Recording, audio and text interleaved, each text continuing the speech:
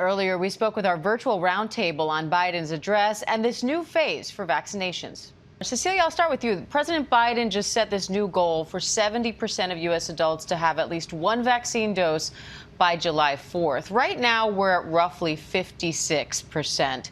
And he just announced a few initiatives to try to get there. It sounds like convenience here, the White House thinks, is key.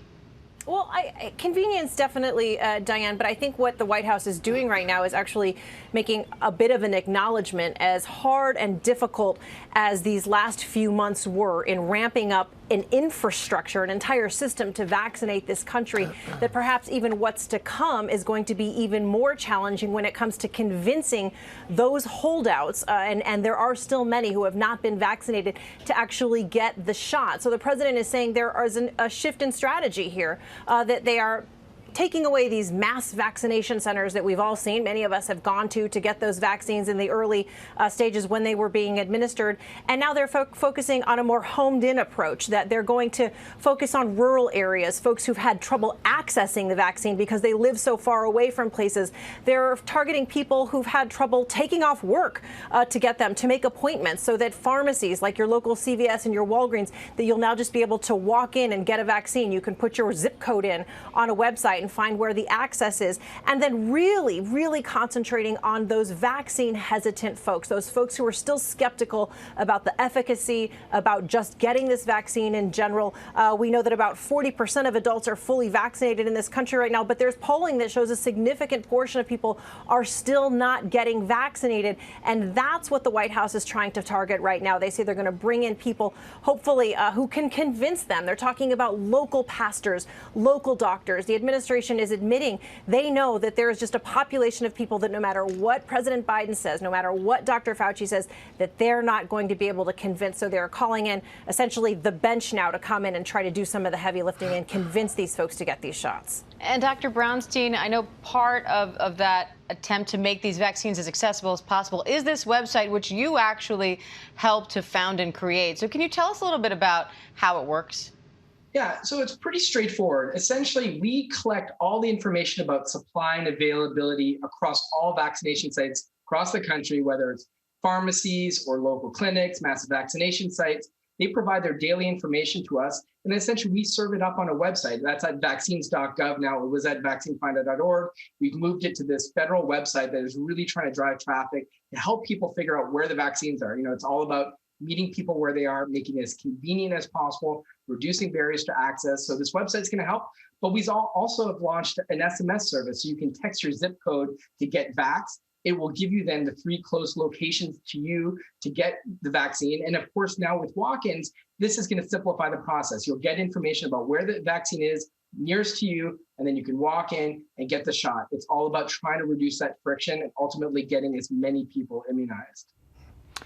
And Rick, let me ask you, White House Press Secretary Jen Psaki today, she dodged questions a little bit on the administration's goals when it comes to reaching that herd immunity level after Dr. Fauci seemed to downplay its importance in a call with governors. So what is the strategy? Is the goal here? Is the goal of the administration for the United States to reach herd immunity on this?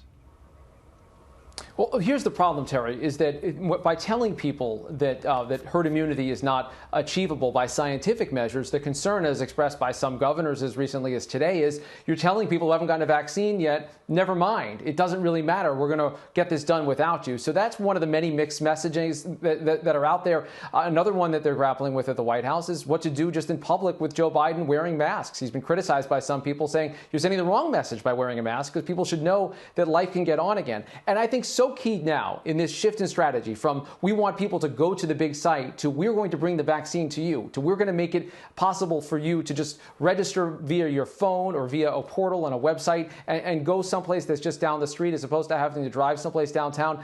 That to me is just it's an acknowledgement of how difficult it is to get this next segment of people on board. And to the point about herd immunity, whatever is said about topics like this by people like Joe Biden, by people like Dr. Fauci, the people that need to be reached now are among those who are least likely to be listening to anything that Biden and Fauci and government scientists generally have to say. That's what makes this phase so difficult, knowing that every additional dose you're getting right now is someone who just by definition now is going to be harder to reach and maybe a little more skeptical about whether the vaccine is an absolute necessity.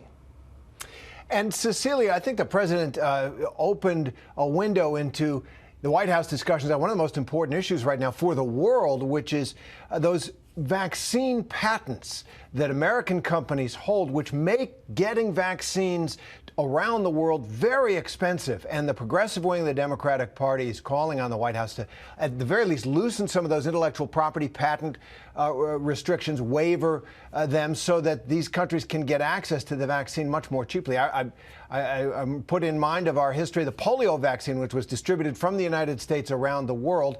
How do you read what President Biden is doing on this critical issue of getting the vaccine to poor countries around the world by telling American drug companies, you're going to have to take less money?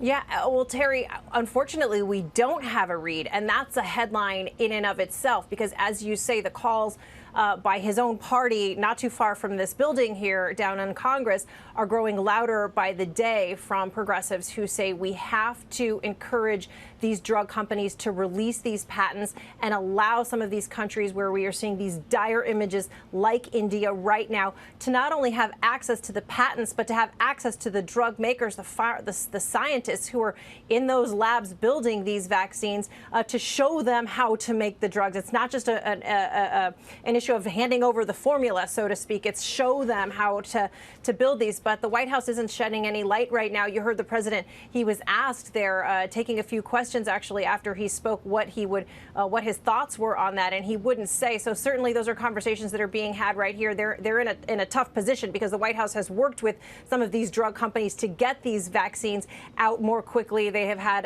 purchasing deals, in fact, with them. So the White House is in a bit of a rock and a hard place on whether to move forward and push for them to open up their books, so to speak, and show these vaccines. But you did hear him say 10% of what we have so far is going to other nations. This is something that they are very conscious of, but it is nonetheless something that they are open to criticism from those in their own party, that raising the question, are we as the wealthiest nation doing enough to help these impoverished countries like India, who are just in terrible situations right now? And Dr. Brownstein, back here at home, while we look at situations like India and try to figure out how to help, we also look at our own situation here, and a lot of people are wondering, what will it take for us to get back to normal? We heard Biden announce that new goal of 70% of Americans at least partially vaccinated. Is that enough? Yeah, it's a good question. I think 70% likely will be enough to really start to see us, fully open up. We saw this in Israel, where they hit the 50% mark plus sort of underlying immunity from having been infected. They have started to really fully open up with mass gatherings and lack of masking.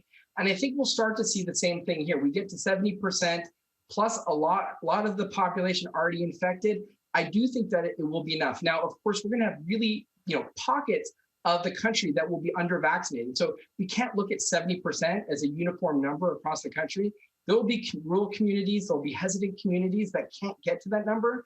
And what I'm worried about is that you'll have transmission in those communities, and maybe those communities don't have the healthcare resources to deal with hospitalizations and deaths.